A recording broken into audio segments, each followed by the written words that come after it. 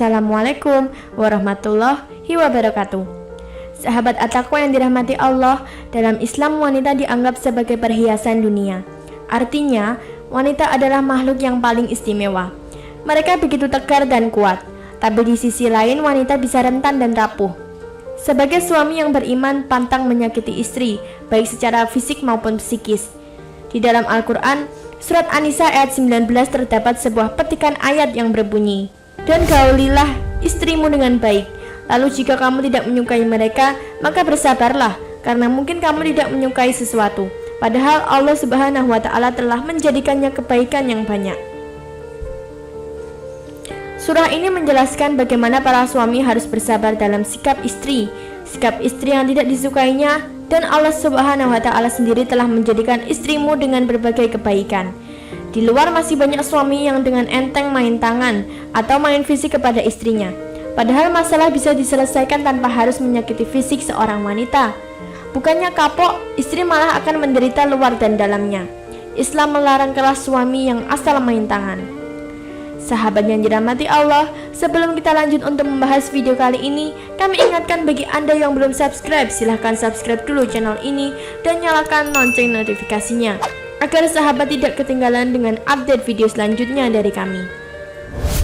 Dari Jabir bin Abdillah, bahwasanya Rasulullah Shallallahu Alaihi Wasallam bersabda, "Takutlah kalian kepada Allah tentang urusan istri kalian, karena kalian mengambilnya dengan amanat dari Allah, dan kalian halalkan farjinya dengan kalimat Allah. Maka hak kalian atas mereka adalah agar mereka kaum istri jangan mengizinkan orang yang kalian benci masuk rumah kalian. Kalau sampai mereka melakukannya, maka pukullah mereka dengan pukulan yang tidak menyakiti. Sedangkan hak mereka atas kalian adalah kalian berikan nafkah serta pakaian dengan cara yang baik." Hadis riwayat Muslim. Islam tidak pernah mengajarkan umatnya untuk berlaku kasar kepada wanita. Mereka memiliki perasaan yang lembut dan mudah tersentuh. Jika disakiti sedikit saja, maka mereka akan sakit hati. Jika wanita melakukan kesalahan, jangan dihadapi dengan kemarahan ataupun kekerasan. Bukannya jatuh, justru istri akan membuat wanita memberontak dan sedih hatinya. Laki-laki memang menjadi kepala keluarga, tapi bukan berarti dia dengan bebas memukul dan membentak istri. Selama yang diperbuat istri bukanlah kesalahan yang besar, sebaiknya suami memaafkan. Bagaimanapun tidak ada istri yang sempurna. Tidak baik jika hanya mengingatkan keburukan istri. Seorang istri adalah anak yang rela meninggalkan orang tuanya dan bersedia hidup dengan suaminya.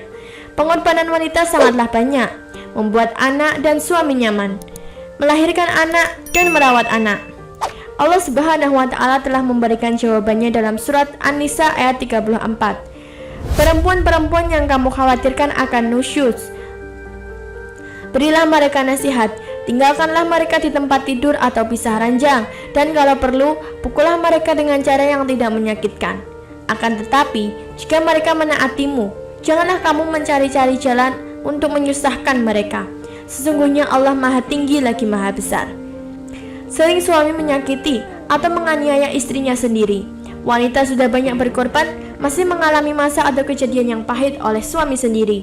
Para suami durjana itu lupa ada azab yang siap menanti mereka karena perbuatan kejinya terhadap istrinya sendiri. Haram hukumnya seorang istri mengalami masa kejadian yang pahit oleh suaminya. Ketika suami berbuat zalim terhadap istrinya, dia telah berdosa besar dan tubuhnya tidak lagi diharamkan dari neraka. Sebaliknya, jika suami membahagiakan hati istrinya, maka gugurlah semua dosa-dosanya. Islam melarang seorang suami membentak dan menyakiti hati istrinya. Alasan yang pertama, bertentangan dengan pesan Rasulullah. Dalam hadis yang diriwayatkan oleh Imam Tirmizi, Rasulullah bersabda, "Sebaik-baik kalian adalah yang terbaik bagi istrinya, dan aku adalah orang yang terbaik di antara kalian terhadap istriku." Yang kedua, jasa yang tak terukur materi. Walaupun sering dianggap sepele bahkan tak dianggap, namun istri memiliki peran yang sangat besar dalam keberlangsungan kehidupan berumah tangga. Seluruh kerja keras dan pengorbanan tersebut tidak akan bisa dinilai dari materi.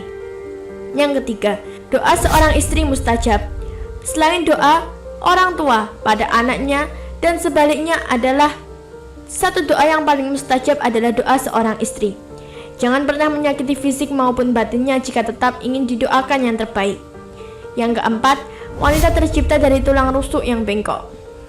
Wanita tercipta dari tulang rusuk yang bengkok dekat dengan hati. Jadi mereka diciptakan untuk dicintai. Lalu yang kelima, bentakan membuat lemah. Sebenarnya wanita adalah makhluk yang kuat. Ia bisa membuat apa saja serta mampu menahan derita apapun demi mendukung suaminya dan keluarganya. Sayyidah Aisyah pernah mendengar dari Nabi bahwa beliau bersabda, sesungguhnya di antara kesempurnaan keimanan orang mukmin adalah mereka yang lebih bersikap kasih sayang, berlaku lemah lembut terhadap istrinya. Hadis riwayat Imam At-Tirmizi. Yang keenam, rezeki berkurang. Suami yang menyakiti hati istrinya akan dipersulit untuk bekerja atau mencari nafkah.